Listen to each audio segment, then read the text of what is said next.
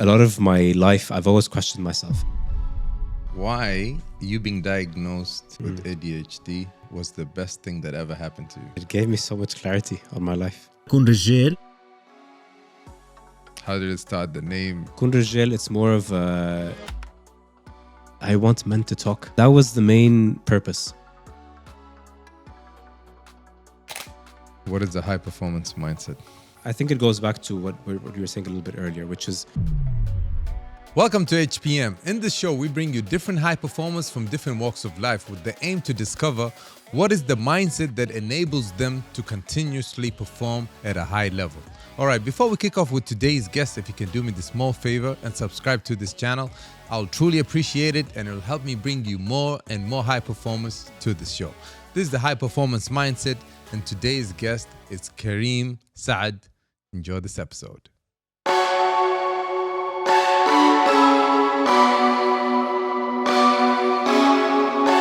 Karim, Ahlan wasahlan. my first question would be, why you being diagnosed at 19 years old with ADHD and clinical depression was the best thing that ever happened to you? Man, it gave me so much clarity on my life. Like, I always say this, living undiagnosed with ADHD is possibly the hardest thing because, on one hand, I didn't know that there was such a thing called ADHD to start with. And then as I grew older, I started to realize that there's a clinical name for something that I have. And I never knew what it was until I got to university. And then everything just made sense. Why I failed at school, but why I struggled a lot, why I was very different than a lot of people. The way that I am even today, I'm very bubbly but random. I can talk to you now about something, but I'll link it to something else which has nothing to do with it, just like I'm doing right now. And it's great because I have traits that no one else does.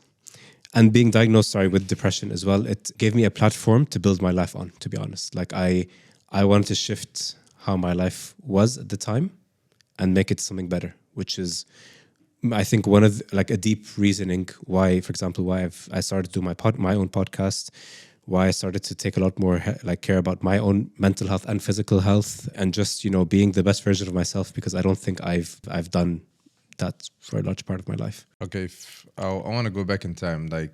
Growing up, did you notice anything was different with you, or not really? Anything being different? Different in terms of childhood. Look, I think in terms of my social skills weren't the best. I'll be very honest. I would be shocked with that because, mashallah. This is the thing. So actually, I was talking about this with my therapist the other day. I was telling her, I was like, man, in school, I was 180 degree different. I was the complete opposite person. I was very shy. I'd always avoid. I wouldn't have big social groups because I'd always be afraid of what people say and what people think about me, will I fit in, will I not fit in. Grades wise, because that's what mattered at the time in school. It's more about your grades, how social you are, and if you're active or not. In school, I wasn't very good at school. I didn't have a lot of friends and I wasn't active at all. So to me, that's the key things that stood out for me. So how did you spend your time as a child? Eating, playing video games, watching football. Honestly. And you remember your best friend? I have two that I can think of from school. And honestly, they were very they were similar from a social perspective. And maybe fitness levels, we weren't fit at all. so there are things that we used to do together. But education, school-wise, academically, we were very different. I was always the guy, I'm sorry, Mom, if you're hearing this, but I would always have to lie about my grades because I don't want people to know that I've done really bad, because I wanted to feel like I fitted in with everyone else. Okay, from my personal experience, I was doing well in school until it required me studying more than the same day. Honestly, I think you got a bit lucky, because for me it was more of it sucked all the way through because I had to study, but I just never so did. You actually did give it time. And I really did. Okay. Although some people don't believe it, but I really tried. But it just no. But that wasn't the case with the last semester. In AUB, no. In AUB, yeah. So it's funny. So I remember when I was in university. So I'll go back a little bit. So yes. in high school, I remember I had my IGCSEs and AS levels, so they're like British external exams.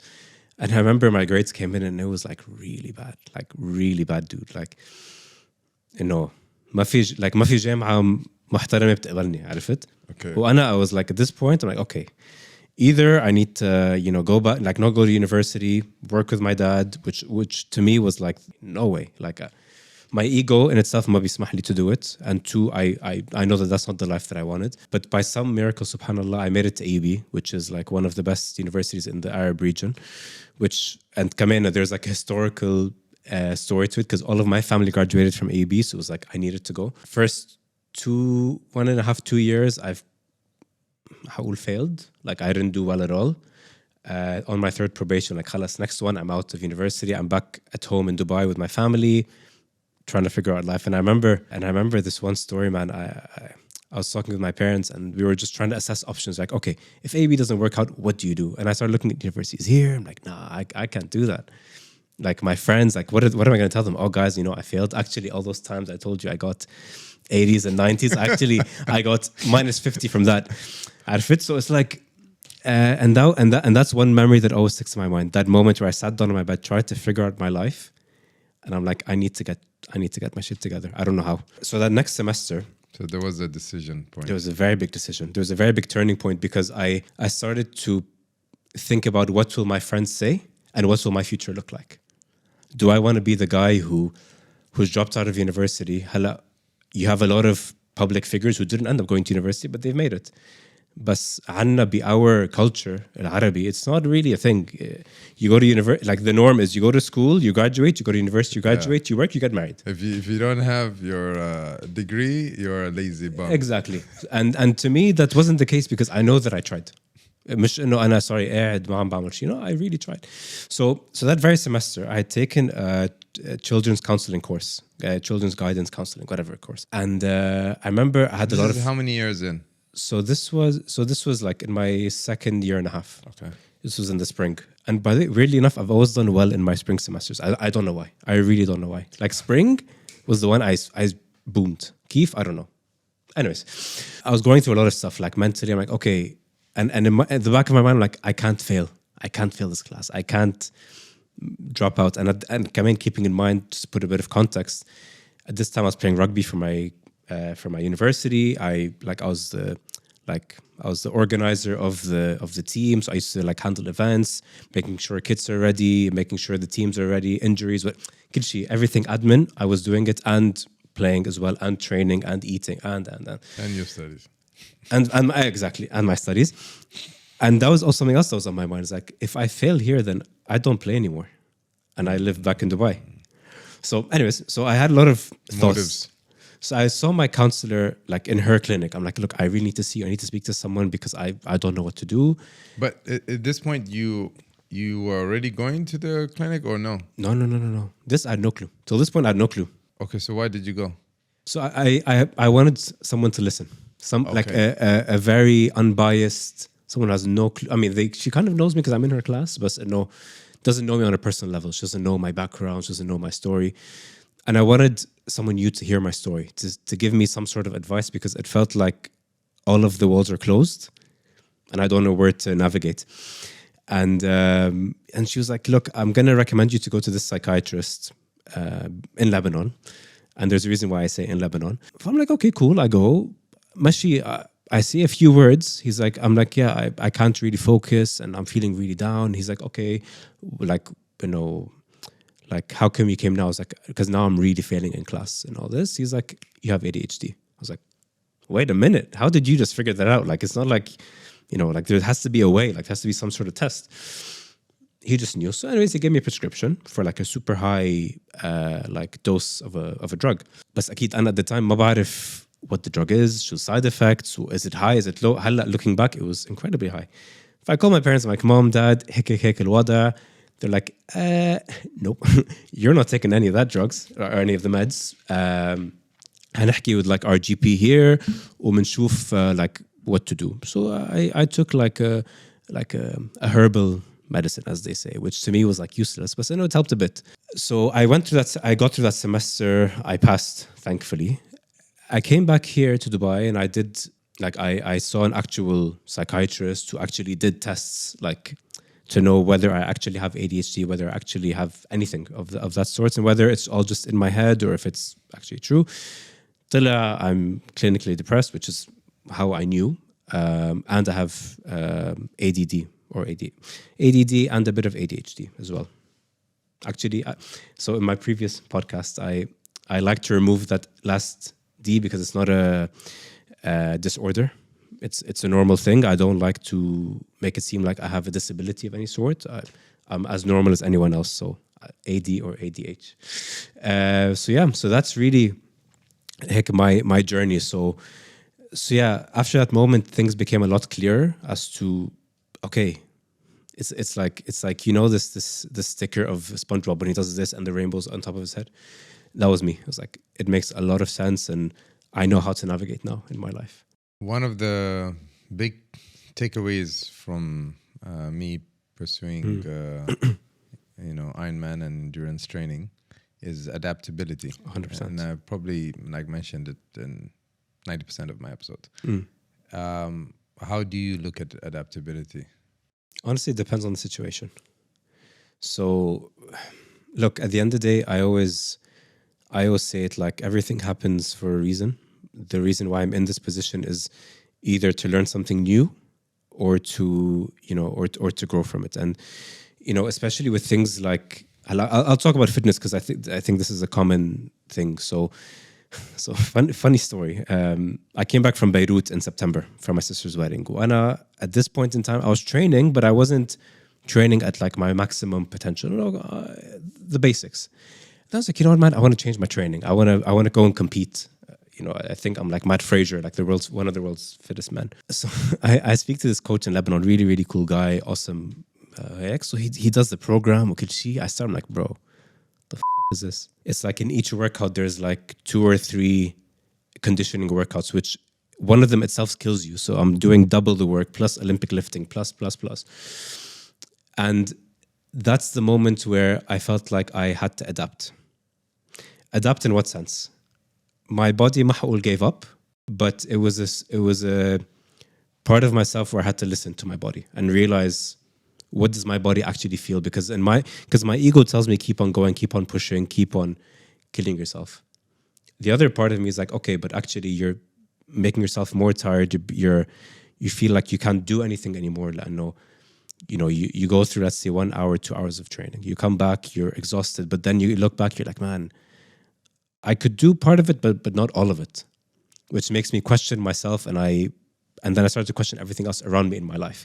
My friendships, my family, my relationships, my fitness. How would that be linked?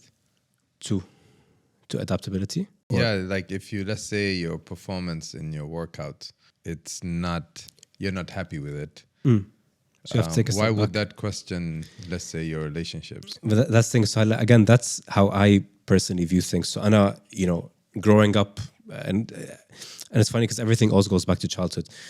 To me, a lot of my life, I've always questioned myself. If somebody doesn't like something that I do, it means that I'm doing something wrong. It's not a matter of their judgment or whatever. So whenever I feel like I'm not performing, it means that I'm not up for it. I'm not capable. I'm not this. So it's very dismissive thoughts, if you want to put it in that sense. And I think a bigger part of that is, when I got into those trainings, I kept remembering the times before where I used to do even more intense trainings and I would be able to do it. But I was like, man, how could you not? How? It's near impossible. Like, I know myself. I know what I'm capable of. But then I realized that I need to get to a place where, I'm able to reflect and look back and actually listen to myself and take into account, how I'm truly feeling. Because a lot of the times we go on autopilot, we do, but we don't think. That's definitely me. Maybe, and that to me was one of the bigger wake-up calls in general in my life in that period. I was like, okay, I need to take a step back from everything, rethink. Even for my own podcast, I had to pause, rethink a lot of stuff because I felt like a lot of the times I was doing, but I wasn't thinking through it. And it's something we spoke a little bit off air, which is I don't want to rush anything in my life. I want to take my time with it and make sure that whatever it is that I'm doing, it's 100% convinced. I'm not just doing it for the sake of doing it. you know? Being clear with your why, basically. Exactly. Finding your why. As the great Simon Sinek would always say, find your why, find your purpose. So after you said with a psychiatrist and, being diagnosed and all that, what are the adaptations that you made? To my day-to-day life. Yeah. Look, so at the time I was much younger, so I didn't really focus on the little details of it. I would read a lot, but I wouldn't practice any of it. It's like very passive reading. But as I started to grow older, I started to realize different patterns that I would do. For example, the way that I think, the way that I talk, my overthinking, something that I maybe till today struggle with. Just trying to remember that, again, this is all part of having ADHD or ADHD, sorry. And it's normal. It's not a bad thing. So being a lot more self-cautious, a lot like self-aware, and knowing that whatever it is that I'm going through, it's for a purpose. There is a reason for it, and I will learn from it, and I will grow from it.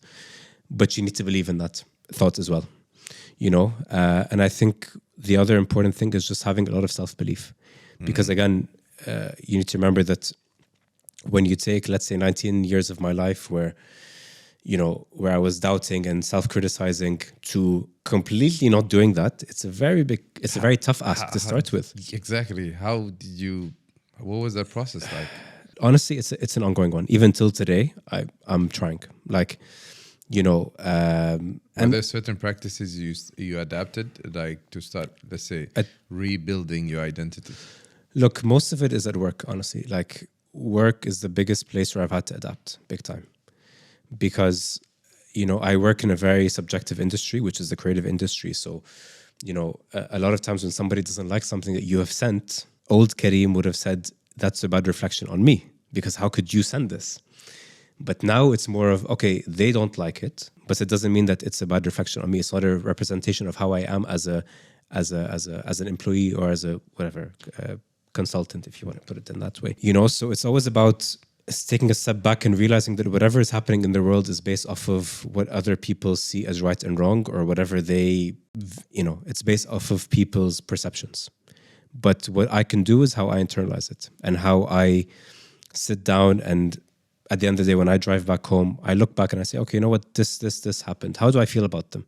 Some moments probably weren't good at all, but other moments I know that maybe in the moment I didn't react to them in a way that I should. And that's part of that journey, which is asking yourself, how did I feel, and how can I, work on feeling better about it? Or what can I do tomorrow, the day after, 10 years from now, so that I don't fall in that trap again? Because a lot of things that I've realized in my life is that a lot of times where I felt down about things, or work or personal life, it's all based off of what people think, and it's not based off what I think. Maybe part of it is past traumas, perhaps, but a lot of it is I take what people think as the correct or the norm, which as well was a very big change in my way of thinking of everyday life. I want to go back again to during uni, because I think there was a positive ripple effect that came after you getting that clarity with yourself. I really want to go through the mental journey from there till right now. I know it's an ongoing thing, of course, with all of us, but definitely, again, you're coming out of the psychiatrist's room. Of course, maybe initial thoughts are different than a little bit later. Of course, you have to process things. Of course. Yeah. Look, honestly, it's funny. So I can sort of remember this moment as if it was yesterday. So I remember leaving the office, and in my mind, I was very relieved. Like, okay, great. I know what it is. There's a cure. Medication obviously is one of them, but obviously as well there's Was it like in the back of your head or ADHD? So when I saw the psychiatrist in Lebanon, I was like, maybe there's something there. There's some truth to it, and it was always there, but I never acted on it. I never, did anything about it. And I remember actually the moment where I called my dad and I told him, like, yeah, this is what I have. And part of me, it's like there's this film for Kevin Hart called Night School, and there's a moment where he says, I have learning herpes. It's not ADHD, but he has like some sort of dyslexia. And I remember I felt the exact same way, where it's like he got the clarity. He was sad that he has it, but it made a lot of sense. So leaving the doctor's office in Dubai, look, on one hand, I'm like, cool, I know what it is, but there's still work to do. At the end of the day, like, ما حدا حيجي يعفيك من شي because of this. Let's be fair, the world isn't a very nice place as much as we want to think it is. And a lot of times you need to take things in your own hands, even though it's difficult and it's tough. But I only have me to grow with and to make the best version of myself as I possibly can. And one of the bigger learning pieces for me was just self-reliance, like just being very eager, very, I hate to use the word, but being like a dog in a way, where I get after things. I want something, I go and I do it. I don't give up. And it's a habit that I have, you can say, almost till today in a lot of things. Once I got that clarity, again, another part of me was, there's work to do in my classes. There's also work to do to get out of this probation. So how the f am I going to do that?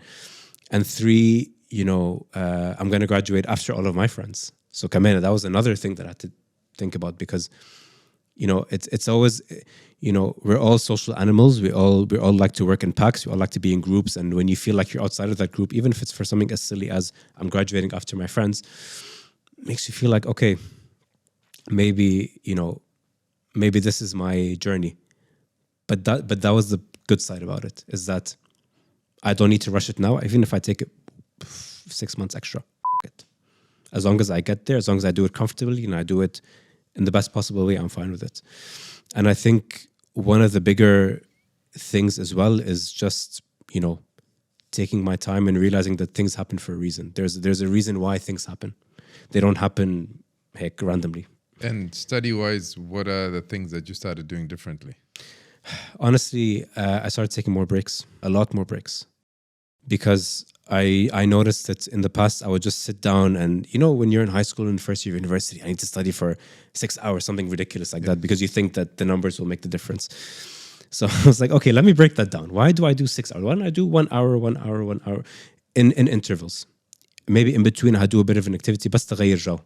So at khalas, you finish, you feel energized, there's something new that you want to learn, instead of just putting it all into X amount of time. Second thing is I started to ask a lot more questions, a lot more. I became a lot more curious. And again, a lot of times where I'd be sitting in class and I have a question, but I'd be too shy to ask.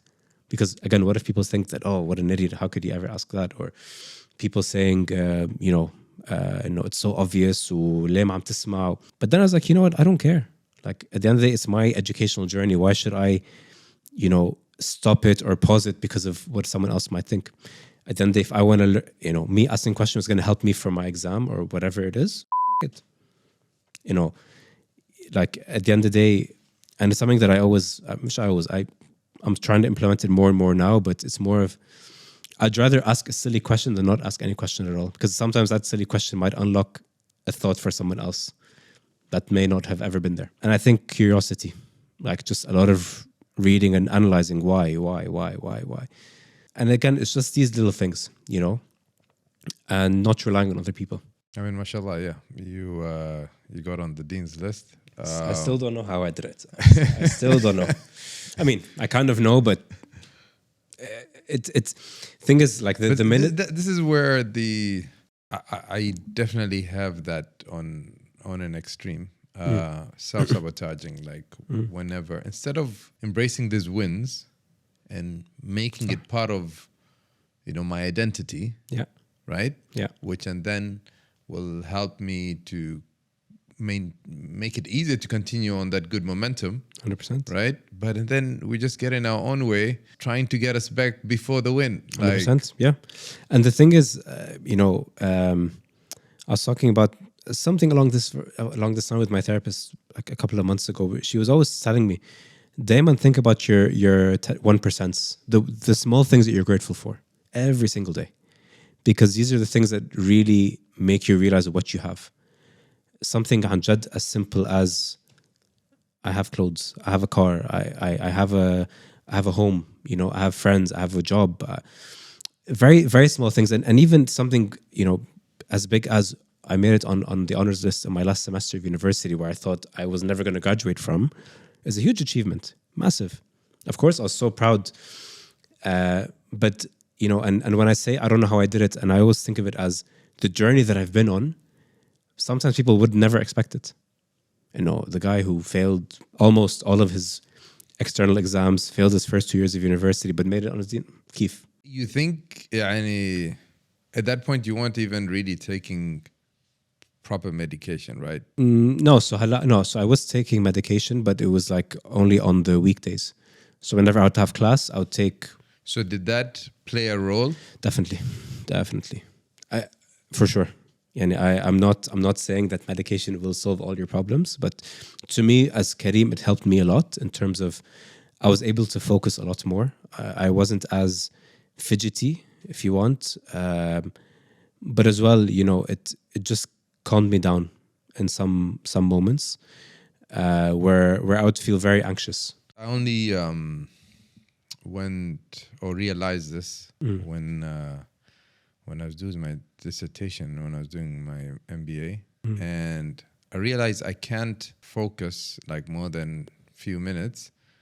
And then I don't know how did it happen, but I decided to put some jazz or something, basically some music in the background that doesn't have any lyrics. Yeah.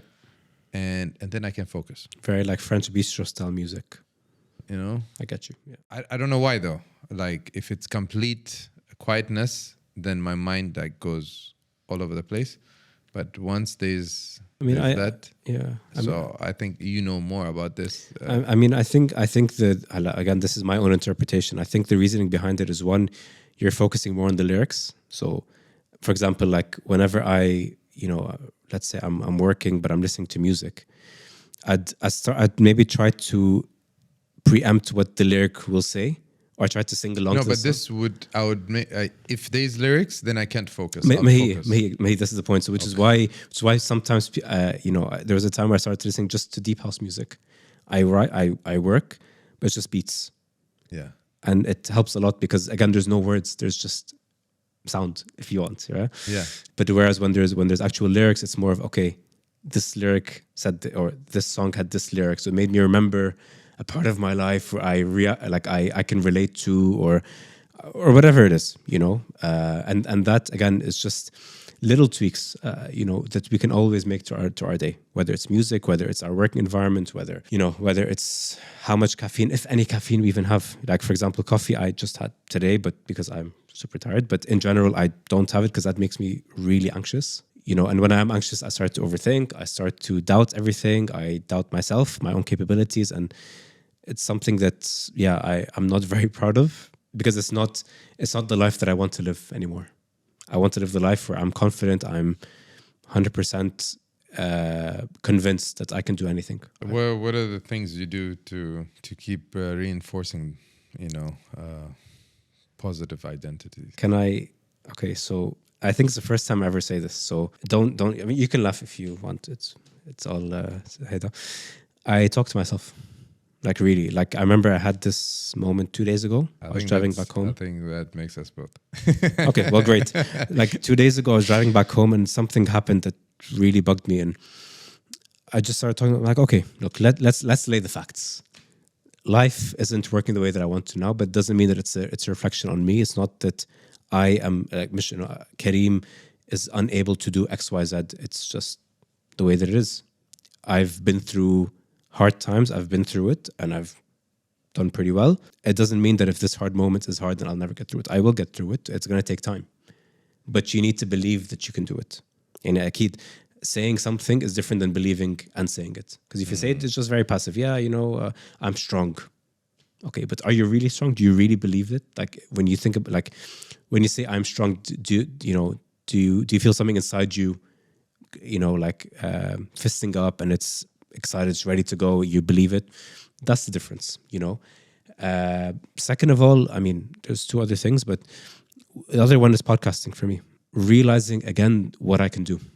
When I go in front of a camera and I talk and I speak to people, makes me realize, okay, the things that I thought I could never do 5 years ago, I'm doing it now, and I'm pretty happy with what I'm doing. And last but not least is journaling. Journaling is, man, one of the things that Sometimes I neglect, honestly, but sometimes I do. And when I do it, it's super honest, super blunt. But I always try to find the patterns, and then I always try to find, okay, the silver lining with each thing. And it's honestly is those main things that I personally do to make sure that, I'm staying sane, if you want to put it in that sense. You also mentioned that you're anti-violence Mm. and anti-confrontational. Yeah. And something you're proud of is that you've never been in a fight. Never. How did you achieve that? Like, I don't like violence. I don't understand the need for it. Like, but let's say in school, I was never violent. did you go through bullying? Bullying, yes. But again, I wasn't, even then, I didn't see violence as an answer. I don't get the point of violence. I used to train MMA and kickboxing. I used to do it, but but why? Why does the world need more violence? Why does the world need more problems? Again, I'm not saying that violence is bad, but when people say, "Oh, I've been in a fight," it usually has a negative connotation, and to me, maybe that's how it is. But even to me, like non-confrontational, I don't like to argue with people because, it's funny. My colleagues call me the gentle giant because I'm just so calm. I don't see a need to give people more problems or more reasons to doubt themselves because I've been through it. I've lived a life where violence isn't an answer, where violence just screws you more, and it's not a good place to be in. Like how, like, let's say, whether in school or growing up, there are some people who you can try and talk to and try and communicate, and they will still decide to do you wrong. It's a reflection on them, simply. But how would you get them to stop? So actually, this is one thing that I've faced growing up. So I would always surround myself with people who I know won't ever do me wrong. So, and again, I think this is where my avoidant traits.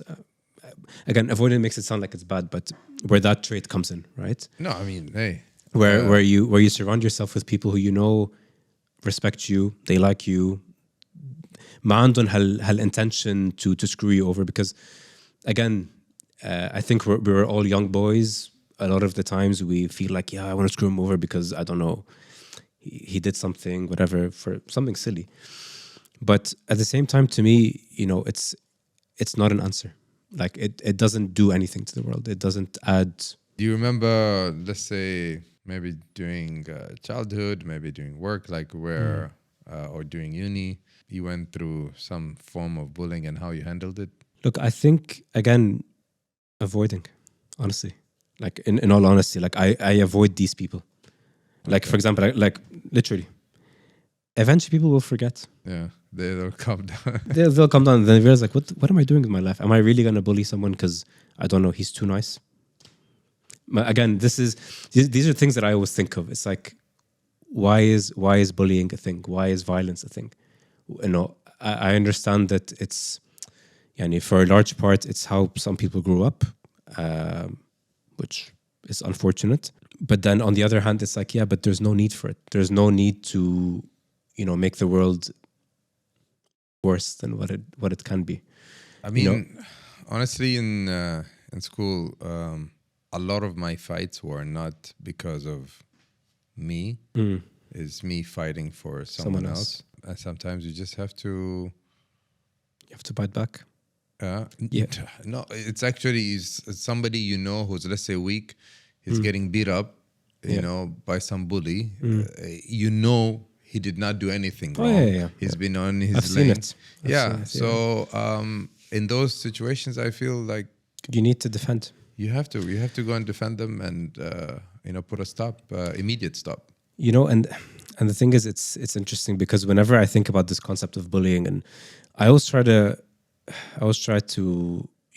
think of what's, as Piers Morgan would say, a proportionate response. How do you deal with these things? Sometimes I wonder if how I dealt with, whether it was like any form of bullying, was the right way that I've dealt with it.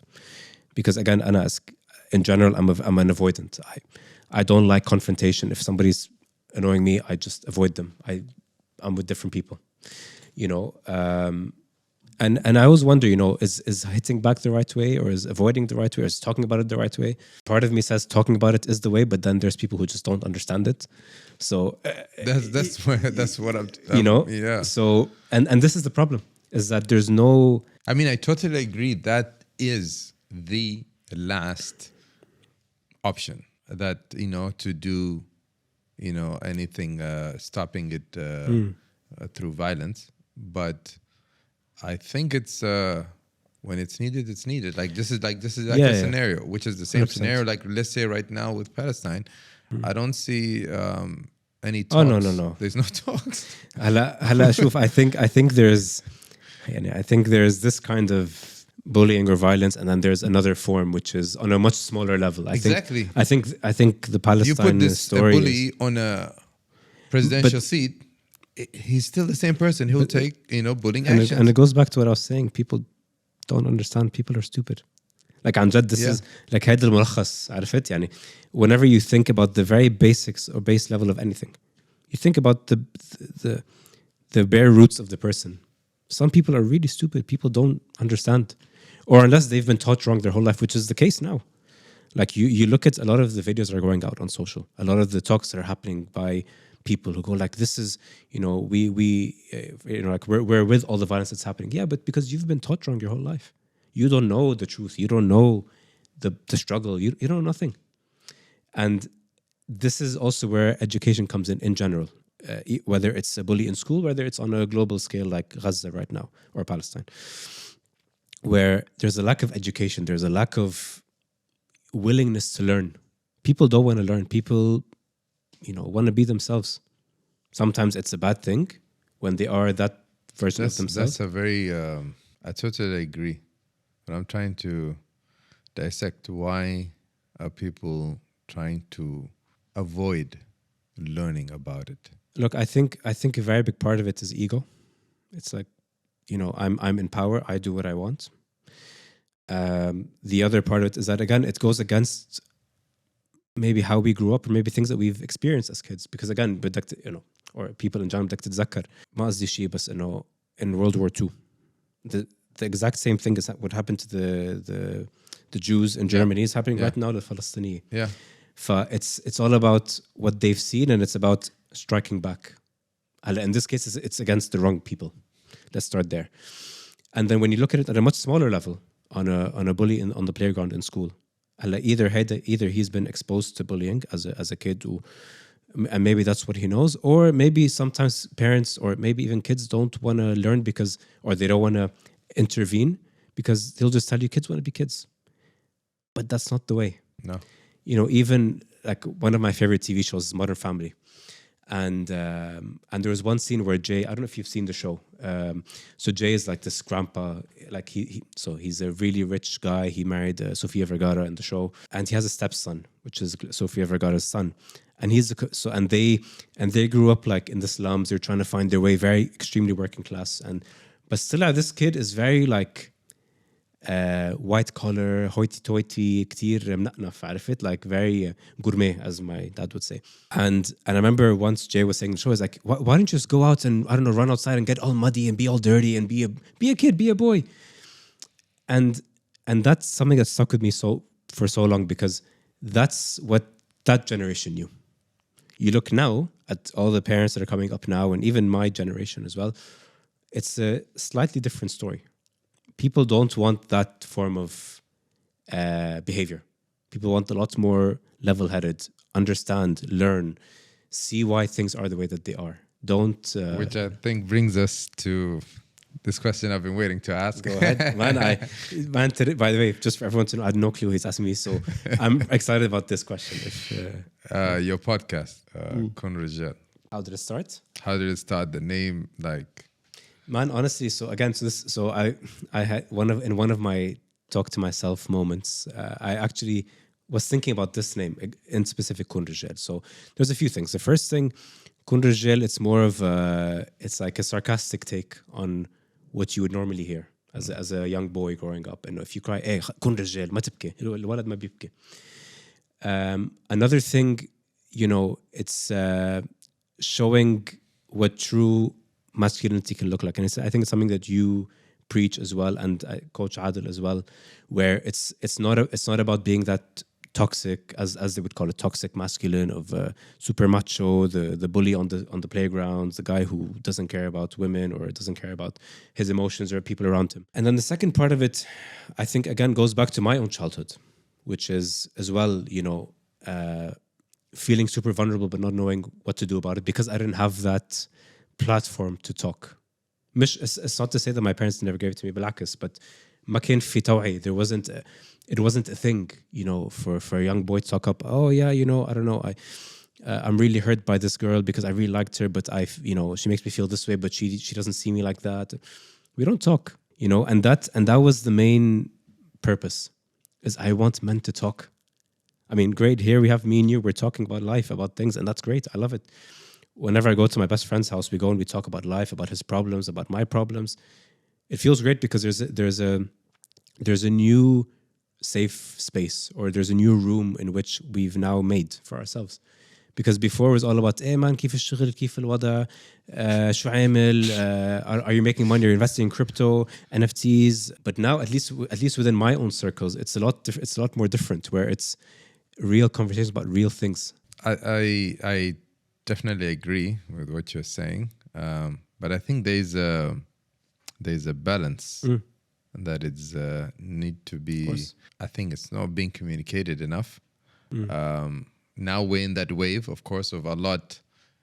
Man, we want you to be vulnerable. We want you to express. Yeah. We want you to talk. 100%. Now we're all, that's what's in the media. But what happens, or at least maybe I can speak for myself. If I express, it's like it gets me in this more whiny mindset. And to a certain extent, yes, your guards goes down, but also it's like you let go. And there is this type of rigidness that I feel, or I need to maintain for me to keep pushing. And because if I keep listening to myself, I will not do anything. Oh, you don't 100%. feel like waking up today, Habibi? It's okay. Relax. By the way, and I agree with you. At this point, I 100%. And look, the whole purpose of the foundations of the podcast, of course, is to be vulnerable, to talk up about things. But أكيد مش إنه to essentially let go of everything that you want to do and you believe in. بالعكس, I mean, a person that I think is sorry to cut you off. No, good. Is a perfect balance is the Prophet Sallallahu Alaihi Wasallam. Yeah. Very compassionate, and emotional awareness, of course, is limitless, and at the same time very firm whenever it needs to be firm. Of course. It's this balance. You said it perfectly. You need to have that balance, one, but two, again, when you think about the greats who've lived throughout time, especially like the great men who have lived, one, yes, you need to be providing in terms of providing for yourself, but those around you as well. You're vulnerable, you're open, you're honest, but you also have a limit, but you have a limit to how much you share. At least I do, as Karim. I'm very open and honest with myself. I like that. But when it's time to get dirty, we're dirty. And when it's time to get to the donkey work, we do it. Because at the end of the day, to me, that's what I learned. That's what I did in my journey. And again, I think everyone's definition of what it means to be a man, what it means to hate, it's very subjective, I feel. هلا ما في one size fits all, because again, we've all been through different stories. But I think when it comes to this in specific, you need to, one, be very emotionally aware, as you said, but two, you need to stay true to your beliefs. You don't change because, I don't know, someone said this. No, but there's a reason why you believe in it and not something else. But there's something that I wanted to comment on earlier, which said you get into a very whiny state. Yes. According to who? According to myself, to be honest. According to myself, I would say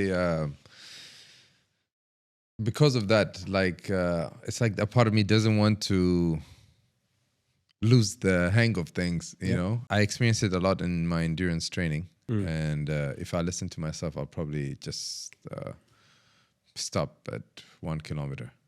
you know. Yeah. But and then I said there's a spoiled brat version which you need to. You need to just leave somewhere in the back.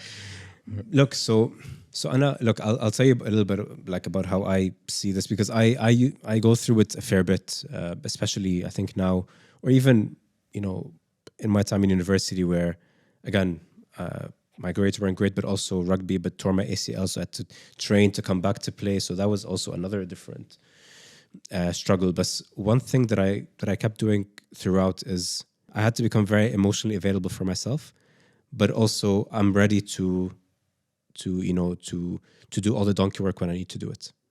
And this is the balance, it's funny. Yesterday I was listening to a song for Eminem, and he says something along the lines of like, when you feel like you're tired, you want to give up, you have to find that strength within you to not give up. And something goes through my mind every single day. Yes, on one hand, I need to be very aware of myself and there for myself and provide for myself and those around me, of course. But sometimes there's a deep need inside of you that you need to fulfill. And to me, looking back, I don't want to go back to the Karim that was very unactive, eating very unhealthy food, very different lifestyle than I have now. And that to me is my why, or this book I'm reading called Ikigai as well, which is your purpose, or your the reason to get up every morning. It's to be that 1% better today, whatever it is. Doesn't need to be in the gym, could be literally anything. If I don't say hello in the elevator, I'll say hello in the elevator. To me, that's my 1% of the day. I don't know if I talk to somebody in the gym, that's something that I've never done. I'm too afraid to do it. I don't like talking to people in the gym because I don't know how people would react. Why is talking to me? That's weird. Whoever it may be, So you need to always find that balance, because life will never be just this. You're just going to fall on your ass. You need to have both sides that you're able to, to balance things out. Wow, what an answer, man. And you did gymnastics. Yeah, so a bit of like CrossFit gymnastic work. Yeah. What are I have no idea what so things like workouts, handstand walks, ring muscle ups, like all the crazy shit you see on, I don't know, extreme TV. I was doing that for a while, and I loved it, man. I loved it, because again, it showed me that dog mentality of, because there's a lot of adaptation there. Shit ton. Man, do you know, like, man, so when I used to train in Lebanon, I used to train CrossFit in Beirut.